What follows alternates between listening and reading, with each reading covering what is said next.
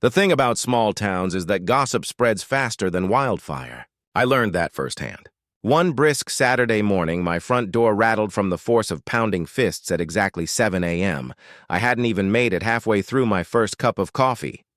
Standing on my porch were two sheriff's deputies, both wearing expressions that mixed duty with a dash of discomfort.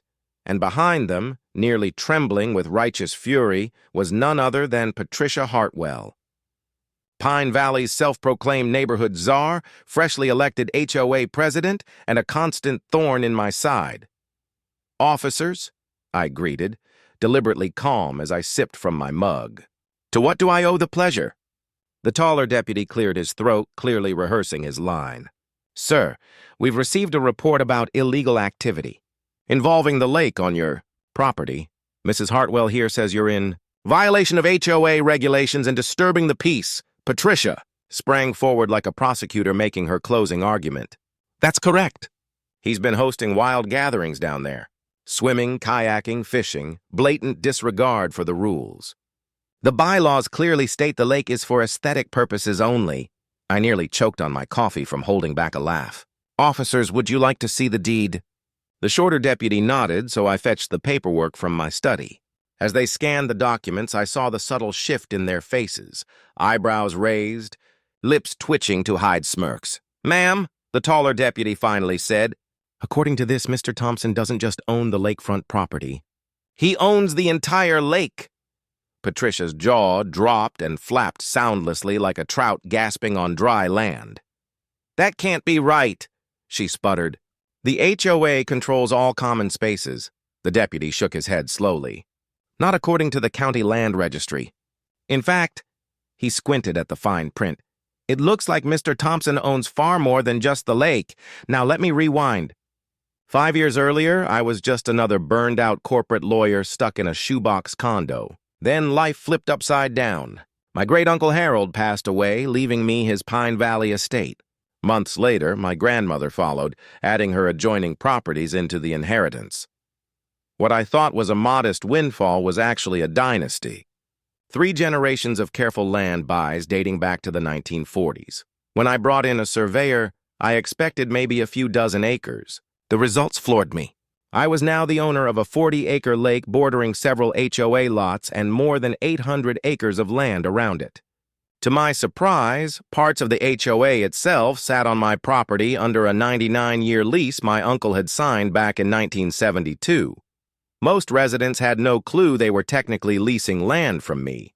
Their dues simply bundled the rent under land management fees. I moved into the lakefront house with no grand plans, just peace, quiet, and morning coffee by the water. But then Patricia Hartwell rose to power, the kind of woman who measured grass with a ruler and sent warnings about mailbox height. My immunity from her rules needled her constantly. It all came to a head one July afternoon when I threw a small barbecue, 10 friends, some burgers, and a swim. The very next morning, I found an official HOA letter in my mailbox. "It has come to our attention that you have used the community lake for recreation without approval. Per bylaw 17-3, all activities must be board authorized. Cease immediately." I ignored it. The lake was mine. 2 weeks later, I hosted my nephew's birthday. 20 kids, a bounce house, laughter echoing across the shore. Patricia stormed up to the property line like a drill sergeant. "You can't do this," she shouted. "It violates community standards." "Patricia," I said evenly, "this is my property. I can do as I please." Her face turned a shade of eggplant purple. "We'll see about that." The letters escalated, threats of fines, lawsuits, ultimatums. I binned them all. Then came the county complaints, environmental damage, noise violations, even an EPA probe. Every inspector walked away empty-handed. One even joked, "The only endangered species here is Patricia's patience." Which brings us full circle to that Saturday morning.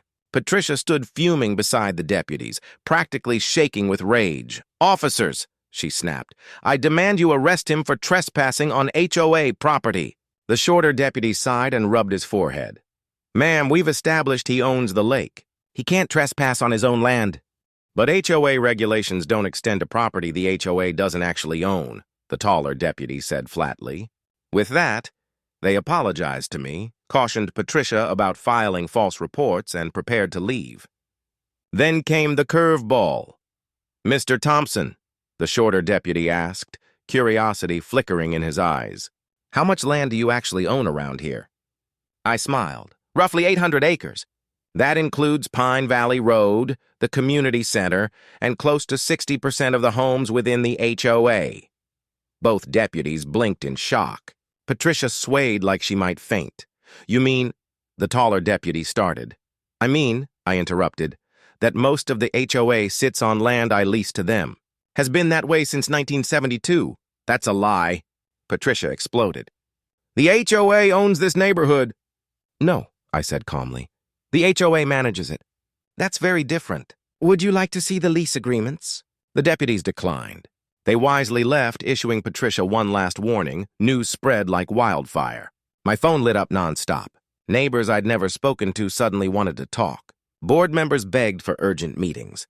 Patricia fired off frantic emails with dramatic subject lines like "urgent," defending our community from a hostile takeover. That's when I decided it was time to show up at an HOA meeting. The community center overflowed. Patricia looked like she hadn't slept in days. She stood at the front, voice quivering as she addressed the crowd. "Residents of Pine Valley, we face an unprecedented threat. David Thompson claims to own the very land our homes sit on." I rose slowly. "I don't claim to, I do. In 1972, my great-uncle leased portions of this land to the HOA. It was perfectly legal and generous. Those lease payments have always been rolled into your dues. It's all documented." Gasps, mutters, chaos. An older man called out, "So we've been paying you rent this whole time?" "Technically, yes," I replied. "About $40 per household each month. It goes into a trust." "I don't touch it." Patricia pounced like a cat. "See, he's been stealing from us." "No," I said firmly. "It's a legal lease." "Would anyone like to review the documents?" A woman stood. "I'm Janet Morrison, real estate attorney." "I'll review them." "By all means," I said. Full transparency. The meeting spiraled. Patricia slammed the gavel and shrieked about extortion. I calmly reminded everyone I'd held 2 gatherings in 6 months, hardly chaos. Most hadn't even noticed. Someone asked, "When does the lease expire?" 2068, I answered.